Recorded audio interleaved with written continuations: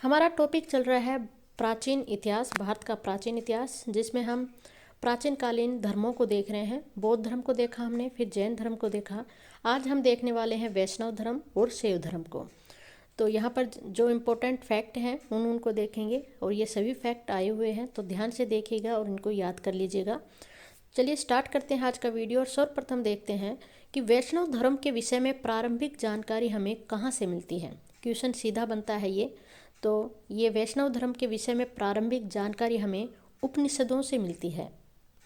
और बात करें कि वैष्णव धर्म का विकास किससे हुआ, तो भागवत धर्म से हुआ। आया हुआ क्वेश्चन है, याद रखना है।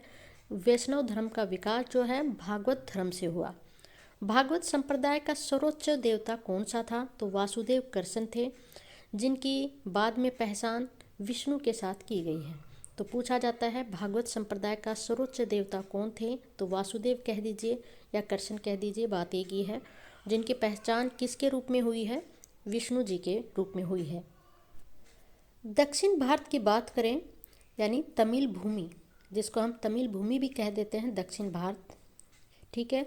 तो इसमें भागवत आंदोलन का प्रसार किसने किया था, तो 12 अलवारों द्वारा इसका प्रसार किया गया था। भागवत संप्रदाय के प्रमुख तत्व कौन से थे, तो भक्ति और अहिंसा प्रमुख तत्व थे भागवत संप्रदाय के। और दक्षिण भारत में इस आंदोलन को, यानी भागवत आंदोलन को किसने प्रसारित किया, तो 12 अलवारों द्वारा किया गया।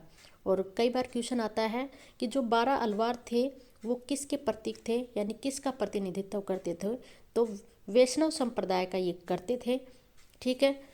और ये किससे संबंधित थे, विष्णु से संबंधित थे ये।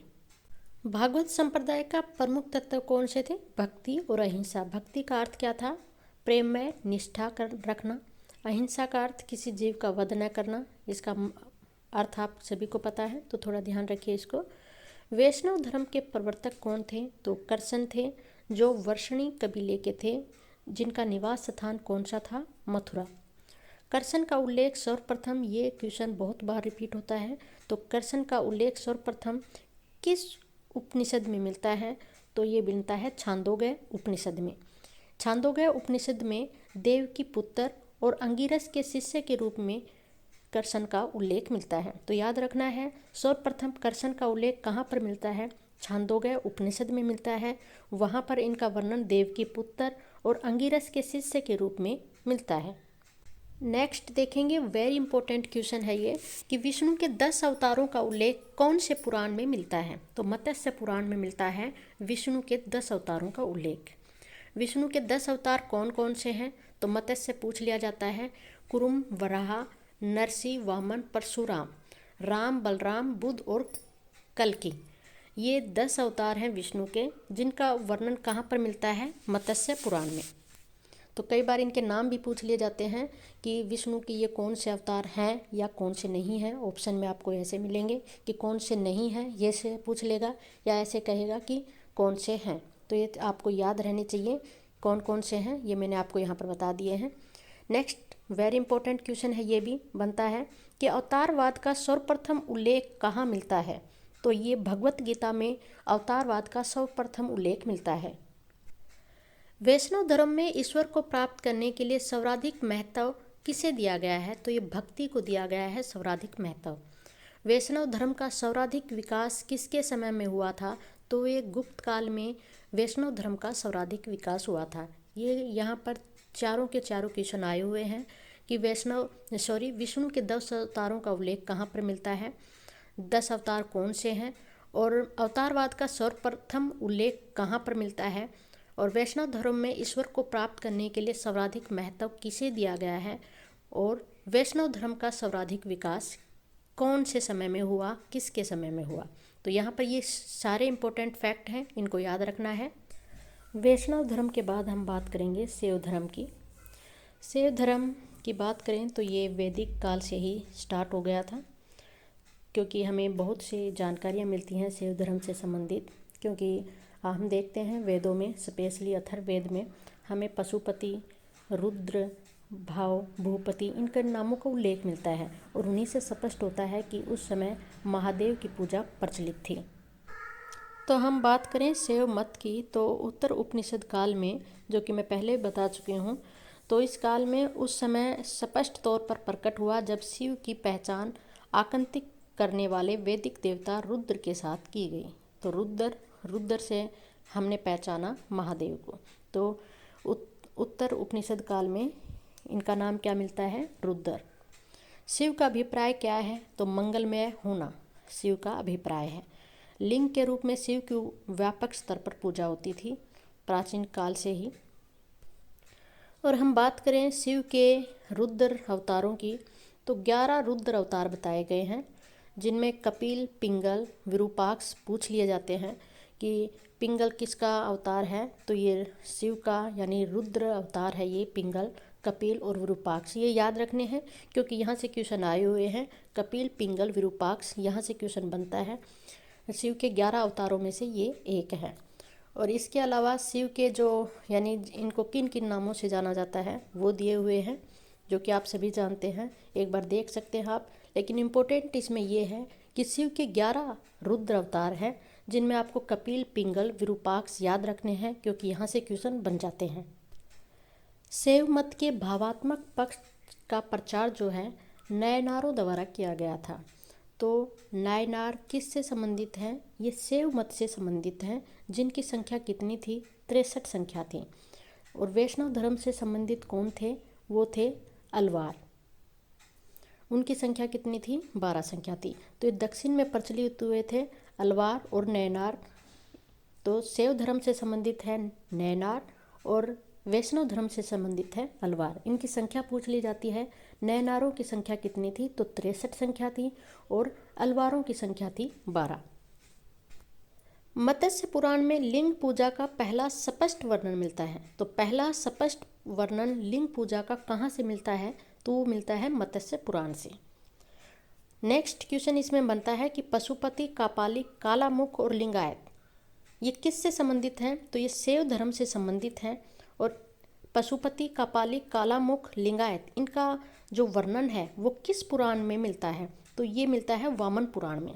तो यहाँ से 3 क्वेश्चन, तीनों ही आए हुए क्वेश्चन हैं कि लिंग पूजा का पहला स्पष्ट वर्णन कहाँ से मिलता है? और वामन पुराण में इनका वर्णन मिलता है पशुपति, कापालिक, कालामुख और लिंगायत का। तो याद रखना है इनको तीनों को। तो शैव धर्म से संबंधित 4 संप्रदाय मैंने बताया आपको, जिनका वर्णन वामन पुराण में मिलता है। तो सर्वप्रथम हम बात करेंगे पाशुपत संप्रदाय की। इसके पाशुपत संप्रदाय के संस्थापक कौन थे? क्वेश्चन आता है। तो लकुलिस इसके संस्थापक थे, जिनको यानी लकुलिस को शिव का अवतार माना जाता है। पहला क्वेश्चन यही बनता है कि पाशुपत संप्रदाय के संस्थापक कौन थे? तो वो थे लकुलिस। इनको शिव का अवतार माना जाता है। इनके द्वारा एक रचना की गई थी लकुलिस के द्वारा। उस ग्रंथ का नाम बताएं तो वो था पाशुपत सूत्र। ये याद रखना है, इम्पोर्टेंट है। पाशुपत संप्रदाय का मुख्य संबंध अनुष्ठान एवं अनुशासन से है। इनका अंतिम लक्ष्य शिव के साथ अंतर्विलीन होना है, जिससे सभी प्रकार के दुख और परेशानियों से मुक्ति प्राप्त हो जाए। तो ये इतना इम्पोर्टेंट नहीं है, ये ध्यान रखना है पाशुपत संप्रदाय के संस्थापक कौन थे, इनको किन का अवतार माना जाता है और इनके द्वारा रचित ग्रंथ कौन सा था। पाशुपत संप्रदाय के बाद हम बात करेंगे कपालिक संप्रदाय की, जिसका वर्णन कहाँ से मिलता है? वामन पुराण से। तो पाशुपत, कपालिक, कालामुख और लिंगायत इन संप्रदायों का उल्लेख कहाँ पर मिलता है? वामन पुराण में। इम्पोर्टेंट है, इसीलिए मैं आपको ये बार बार रिपीट कर रही हूँ। कपालिक संप्रदाय के इष्ट देव हैं भैरव। कौन है? भैरव। जिसका प्रमुख केंद्र कौन सा स्थान रहा? श्रीशैल। तो याद रखना है कपालिक संप्रदाय के इष्ट देवता कौन है? भैरव। इनका प्रमुख केंद्र कौन सा स्थान रहा? श्रीशैल। कालामुख की बात करेंगे। कालामुख संप्रदाय के लोगों को महाव्रतधर कहा जाता है। क्वेश्चन आता है महाव्रतधर किस संप्रदाय के लोगों को कहा जाता है? तो कालामुख संप्रदाय के लोगों को। चौथा जो संप्रदाय था वो था लिंगायत। लिंगायत को हम जगम या वीरशैव संप्रदाय भी कहते हैं। तो ये ध्यान रखना है, जगम या वीरशैव संप्रदाय भी कहलाता है लिंगायत संप्रदाय। यह दक्षिण भारत में प्रचलित था। लिंगायत कहाँ पर प्रचलित था? दक्षिण भारत में। इस संप्रदाय के प्रवर्तक कौन थे? वो थे अलभ प्रभु। लिंगायत संप्रदाय के प्रवर्तक कौन थे? अल्लभ प्रभु और उनके शिष्य थे बासव। वेरी इंपॉर्टेंट है, लिंगायत संप्रदाय कहाँ पर प्रचलित था? तो दक्षिण भारत में प्रचलित था। इसके अन्य नाम लिंगायत संप्रदाय को जगम या वीरशैव संप्रदाय भी कहा जाता है। इस संप्रदाय के प्रवर्तक कौन थे? अल्लभ प्रभु और उनके शिष्य बासव। वीरशैववादियों का नेतृत्व बासव द्वारा किया गया। तो क्वेश्चन आता है, वीरशैववादियों का नेतृत्व किसने किया? बासव द्वारा ये किया गया। और बात करें वीरशैव संप्रदाय के प्रवर्तक कौन थे? तो वो थे अल्लभ प्रभु और इसका नेतृत्व किया था बासव द्वारा किया गया। नेक्स्ट हम अगर बात यहाँ पर करें कि दक्षिण भारत में शैव धर्म किन के समय में लोकप्रिय हुआ?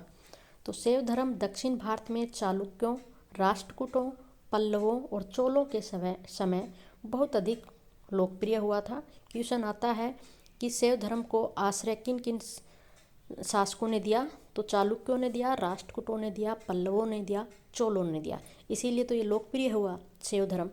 तो ये याद रखना है, आता है क्वेश्चन। एक और क्वेश्चन आता है कि किन की मुद्राओं पर शिव व नंदी का एक साथ अंकलन प्राप्त होता है? तो वो किन की मुद्राएं हैं? तो कुषाण शासकों की मुद्राओं पर शिव व नंदी का एक साथ अंकलन प्राप्त होता है। नेक्स्ट बात करेंगे कि तमिल शैव मत की शिक्षाओं को प्रथम बार व्यवस्थित करने का श्रेय जो है मैकांतर को जाता है। इन्होंने मैकांतर ने प्रथम बार शैव मत की शिक्षाओं को व्यवस्थित किया था। तो याद रखना है इसको भी। इसमें इम्पोर्टेंट ये है कि किन की मुद्राओं पर शिव और नंदी का अंकलन मिलता है और शैव धर्म को आश्रय किन किन शासकों ने दिया, किन के समय में ये लोकप्रिय हुआ, ये याद रखना आपको। तो यहाँ पर हमने देखा वैष्णव धर्म को, फिर देखा शैव धर्म को। इन्हीं के साथ हम देखेंगे शक्ति संप्रदाय की ओर बात करते हैं हम।